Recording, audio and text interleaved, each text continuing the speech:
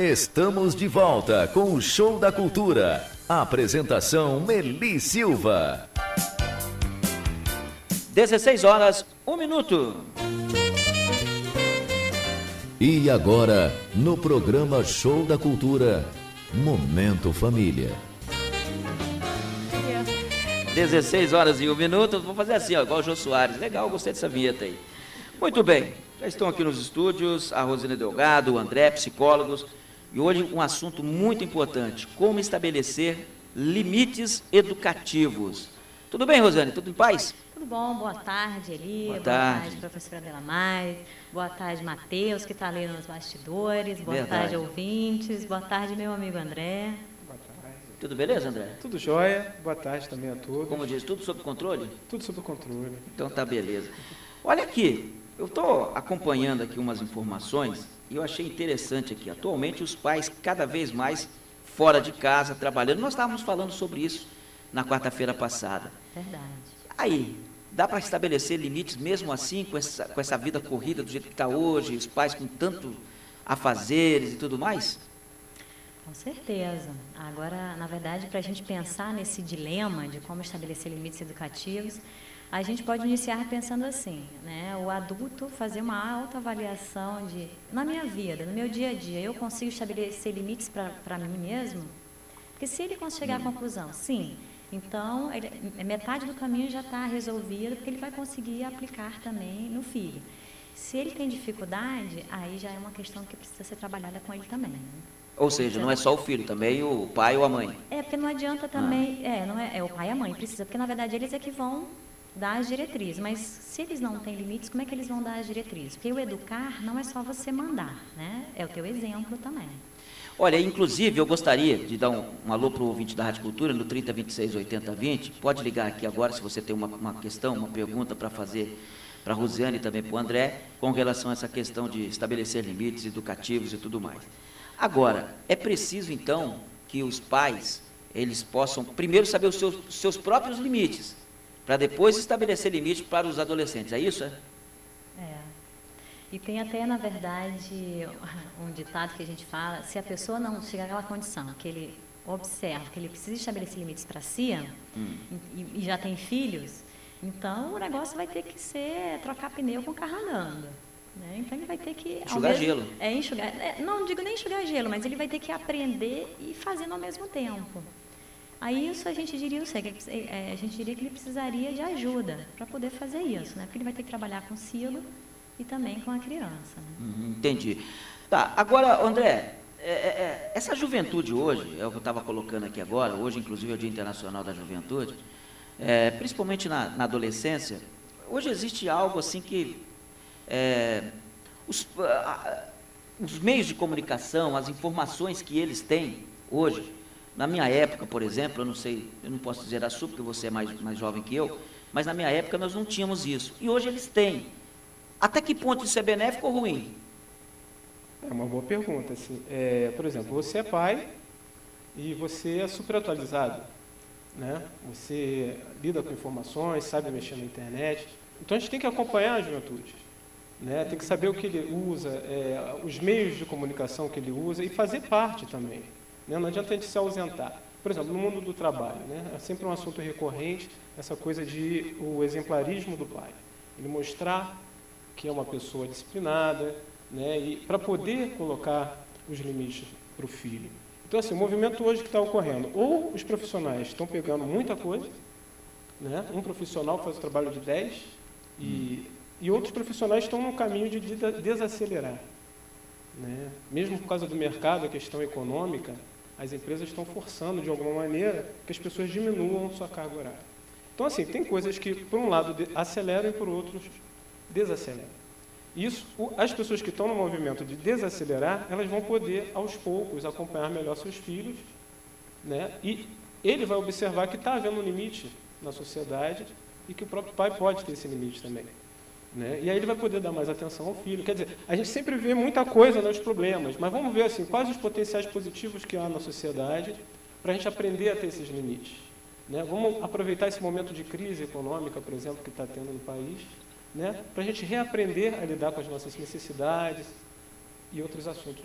Tá, mas por exemplo, e aquele pai que não consegue acompanhar o filho nesse quesito? Internet e tudo mais, aquele pai mais simples, ou a mãe mais simples e tudo mais, que não tem esse poder de informação que tem a internet, não dá para acompanhar o filho, e daí?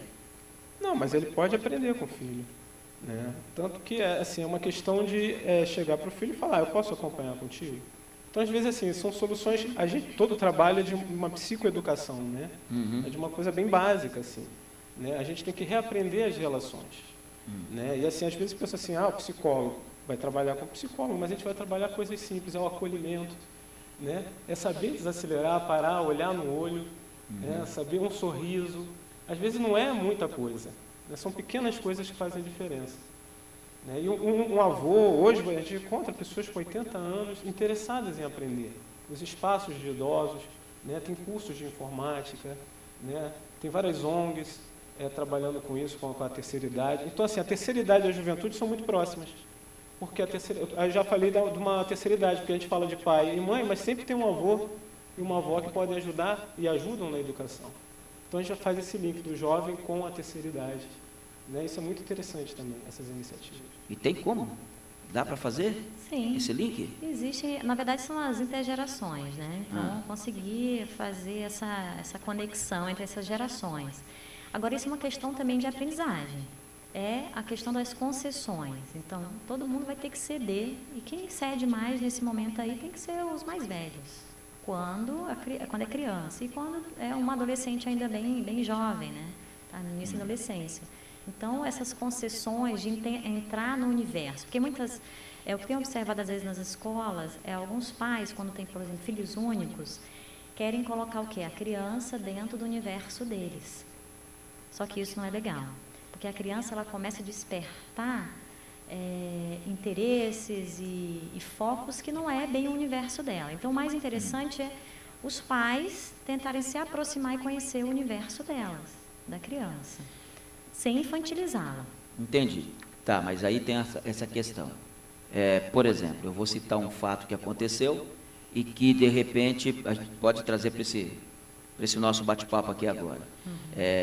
Uma mãe descobriu que o filho estava envolvido em um fato, né, parece-me que agressão e tudo mais, e assalto e tudo mais, e ela descobriu, viu a imagem do filho na televisão, pegou o filho adolescente e levou na delegacia e apresentou às autoridades. Isso que ela fez é o correto perante as autoridades? É perante as autoridades. Mas e com um filho adolescente, se ele já é um filho problemático? Como é que lidar com isso? Pô, vem cá, de repente eu olho na televisão e vejo meu filho envolvido num crime, alguma coisa. E aí? É um outro dilema. Agora, o que eu diria dentro dessa situação aí? Ela tem que avaliar vários pontos. Agora, um deles o que eu pensaria assim, o que melhor eu vou ajudar o meu filho? Né?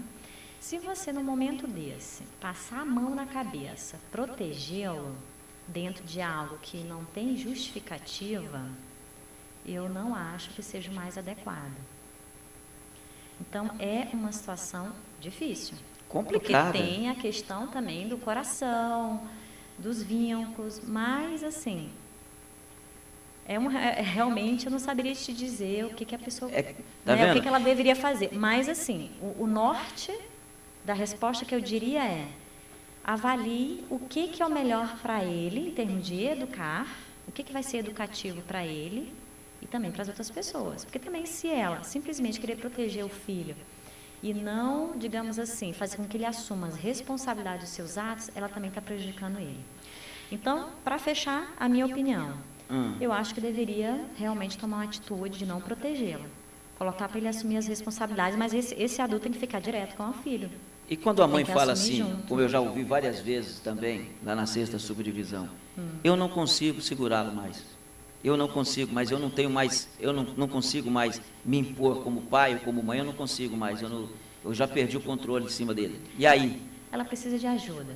Ela precisa de ajuda para poder ser pontuada a partir de um profissional, tanto do serviço social quanto da psicologia, claro, né? Para a gente poder, dentro de um estudo multidisciplinar, uma equipe de profissionais, saber como é que vai fazer as intervenções com essa mãe. certamente ela está errando muito, ela não está conseguindo enxergar os erros dela. Para chegar a esse ponto, então tem muita coisa que está errada e ela não percebe. Então, às vezes ela está super bem intencionada, mas tem situações que ela está fazendo de uma forma que não é o mais adequada. Impor limites é ter clareza daquilo que você realmente quer para os seus filhos, é ter razão em cima daquilo. Não, eu estou colocando limite porque eu sei que isso aqui é o correto. Impor limite é isso? Quando a gente pensa assim de impor limites, ele vai estar relacionado a valores. Então, quais são os valores da minha família? O que eu quero, o que eu ensino para os meus filhos? Então, ele começa a nortear por aí. E isso tem a ver o quê? Precisa ter claro quais são as razões do porquê que eu estou dizendo sim para o meu filho e porquê que eu estou dizendo não. E isso, a gente vai fazer essa baliza exatamente a partir de quê? Essa educação, eu estou realmente visando a educação dele, eu estou conseguindo também trazer como ele de exemplo o caso dele, porque eles podem errar. Todos nós estamos, na verdade, naquela condição de fragilidade de erro. E a grande questão é, errou, então vamos consertar. Agora, insistir no erro, aí já é um problema maior. Aí você diz, no caso, por exemplo, dos pais. Dos pais, e depois a gente pode considerar de modo geral também, a gente insistir no erro é uma situação complicada. É importante sempre a gente avaliar o que a gente vem fazendo. Né? André, você teve em comunidades, por exemplo, no Rio de Janeiro. Lá nós sabemos que a situação é bastante complicada, bastante delicada. Também, não vamos colocar só o Rio de Janeiro, não, porque o Foz do Iguaçu também não foge muito à regra disso, não. Sim. Nós temos aqui também, em colégio e tudo mais, estou sabendo, eu tenho informações de colégios aqui em Foz do Iguaçu e que a polícia está tendo que ir no colégio dar palestra porque a coisa está degringolada. A situação está degringolada. E aí, como é que age com essa garotada hoje em dia? Como é que age com isso aí? De que maneira os pais podem tomar as rédeas novamente? De que maneira os pais podem, sabe, impor esses limites e tudo mais, sem que ele afete o filho dentro da sociedade, no contexto geral? Assim, eu vou citar um exemplo também, eu gosto de citar exemplos, né, o que eu trabalhei. Eu também, porque dia a dia não tem exemplo melhor, né? Eu trabalhei num programa que foi premiado pela ONU, que era de humanização do atendimento em delegacias no Rio de Janeiro. Certo. Isso por quê? Porque o sistema ainda não dava conta, né, os colégios, o hospital e toda a rede de ONGs e outras coisas, não dava conta do volume de situações em comunidades que acontecem. Então, 80% das pessoas que iam na delegacia não são casos de polícia, quer dizer, estão na iminência de alguma coisa. Esses jovens que estão usando droga, quer dizer, eles têm todo um contexto. Né? O jovem precisa de uma educação boa, precisa de um colégio bom, precisa de uma educação complementar também boa. Né? Então, a gente vai atuar aí, como a Rosiane falou, com essa rede, com os profissionais para poder auxiliar esse jovem, né, que está ali num momento de conflito. Outro exemplo que eu gostaria de trazer é que, por exemplo, amanhã vai ter uma palestra, um ciclo de palestras e mediação sobre o novo Código de Processo Civil. Eles estão trazendo um modelo que é usado lá em Porto Alegre de círculos restaurativos. Né? É um processo de educação direto com a comunidade. Então, se você tem um conflito, um menino que está envolvido com drogas, e um pai, uma mãe, uma família desestruturada e um colégio. O colégio tem que levar para o conselho tutelar e a família, não, eu não quero que leve para o conselho tutelar, porque meu filho, eu vou perder meu filho. Então, nesses círculos restaurativos, você vai ouvir ambas as partes, em conjunto. Isso é um modelo trazido lá da Austrália, das tribos, porque lá a tribo, a família, eles não podiam sair da tribo. Né? Então, eles resolviam tudo dentro da tribo mesmo. Então, esse modelo é muito interessante porque traz toda a família ali, todas as pessoas envolvidas em algum fato, né? E ouve todas as partes, e ali eles vão fazer um acordo. O jovem vai ouvir e vai pensar sobre o que ele está fazendo, o que afeta. E esses ciclos restaurativos podem ser empregados em várias áreas. Né? O próprio SUS, ele coloca esse elemento de que a comunidade precisa criar novas alternativas. Não pode ficar lá dentro da caixinha. Eu vou para a atenção básica, eu vou para um CAPS, eu vou para o poliambulatório. Tem que ir todos, tem que utilizar toda a rede. Mas a gente tem que criar novos meios, todos nós, sociedade, temos que ir até a comunidade para poder ouvir essa comunidade e ver o que ela tem de potencial. Maravilha, 16h15, eu vou ter que fazer um intervalo comercial e a gente volta já para a reta final do Momento Família. Estamos apresentando Show da Cultura. 16 horas e 20 minutos, 16 e 20. Olha, eu estou aqui em minhas mãos com uma lista de rede de referência. Essa rede de referência, que rede é essa, Rosiane? Bom, nós ficamos de trazer, né, essa listagem, então nós fizemos uma listagem de 30 locais de referência, seriam 30? rede, e isso tem muito mais, né? A gente selecionou aqueles que a gente acha que seriam pontuais para que a comunidade pudesse ter acesso assim, imediato.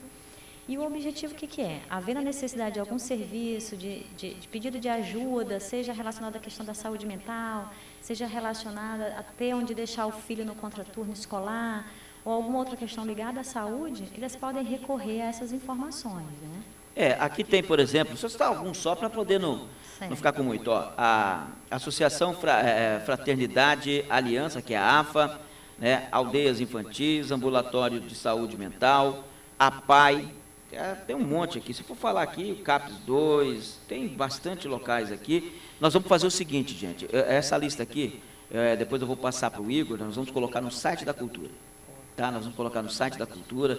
Para a gente aqui é um apoio legal, é algo que de necessidade para o pai, para a mãe. Quando você precisar desse apoio, você ter aqui. Nós vamos estar divulgando isso aqui no site da Rádio Cultura e você já sabe, www.radioculturafoz.com.br. Se eu for citar todos aqui, nós vamos ficar aqui um tempão aqui, porque são várias, né? Mas eu achei muito, muito, muito importante trazer essas redes de apoio aqui. Rosiane, as nossas considerações aí, o que mais que você pode colocar para a gente hoje no que diz respeito a essa questão de impor limites? Okay. Eu gostaria de deixar registrado que impor limites é importante. Por que é importante, então, impor limites? Porque vai trabalhar o quê? A tolerância à frustração. E o que é a frustração? É a pessoa conseguir ter a possibilidade, na hora que ela ouvir um não, ela saber compreender aquilo e ela conseguir elaborar.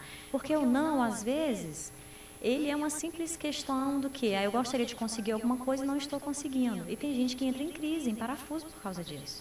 Então, à medida que você já começa essa aprendizagem da tolerância à frustração desde pequena, a tendência, à medida que você vai ficando adulto, você conseguir elaborar muito mais fácil. Uma outra questão do limite também tem a ver com entender a necessidade dos outros, ver qual é a sua vez e ter a noção do compartilhar.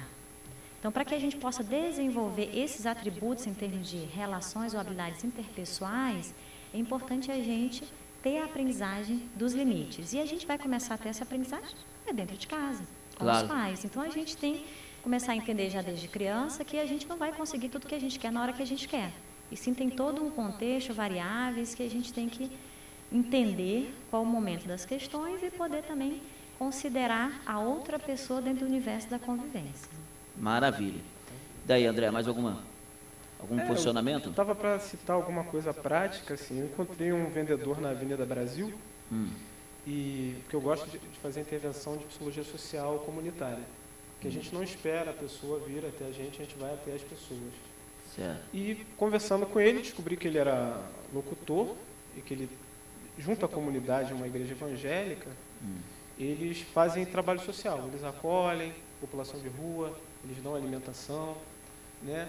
Então, assim, esse exemplarismo de uma pessoa, né, de estar lá junto a um pastor dentro da igreja, com amor, também eu acho que é o que ensina muito a questão dos limites, né? Dar o exemplo e ver uma pessoa dessa fazendo, acolhendo as pessoas na comunidade, as pessoas vão parar para pensar, né? Aquela criança que está sendo acolhida, porque a gente está falando de extremos, né? A gente fala de uma família, tudo bem, uma família que mais ou menos está estruturada, mas você tem a grande família, que é o município Foz do Iguaçu, que todos nós fazemos parte. Não, tudo bem. É isso. Não, olha, eu queria dizer para você o seguinte, na quarta-feira que vem, eu vou tentar trazer junto, aqui com o Momento Família, a delegada do Nucria. Muito bom. Tem muitos problemas dentro do Nucria, e aí dentro daquilo que ela citar, para a gente poder colocar aqui o lado de vocês naqueles problemas que acontecem dentro do Nucria. Inclusive, o Nucria está listado aí constando na nossa lista, né? Como eu vi também aqui o telefone, uma rede de doutora Mônica Scioli. Não, da doutora Mônica Ferracioli, a delegada do Nuclear. Estou tentando ver com ela direitinho para ver se ela pode vir no programa na próxima quarta-feira, porque seria importante para a gente participar. E aí a gente começar a trazer também pessoas que estão diretamente ligadas a essa questão do jovem, da juventude, da adolescência e tudo mais, para que a gente possa estar interagindo em cima disso aí. Ok. Beleza? Muito bom. Maravilha. Mais uma vez eu quero agradecer a presença de vocês dois aqui. Muito obrigado. Está convidado domingo para ir lá na cabine no jogo domingo do Foz. Ótimo, adorei. Gratidão novamente, você, professor. Que isso. E professora Delamares aqui, Eli. Estou aprendendo aqui a cada dia no convívio com vocês. Que isso, a gente que está aprendendo aqui. A gente está fortalecendo o trabalho aí junto às comunidades, isso é muito bom. Maravilha. Daí, doutora? Bom, queria deixar um obrigada a todo mundo. É muito bom estar aqui, é uma experiência nova e essas experiências são sempre gratificantes, né? Verdade, são sempre gratificantes. Sempre que a gente pode ajudar alguém é gratificante, pode ter certeza disso. 16 e 26, vamos lá, dar uma separada aqui, Zélia Duncan, Alma, 16 e 26, 31 graus a temperatura.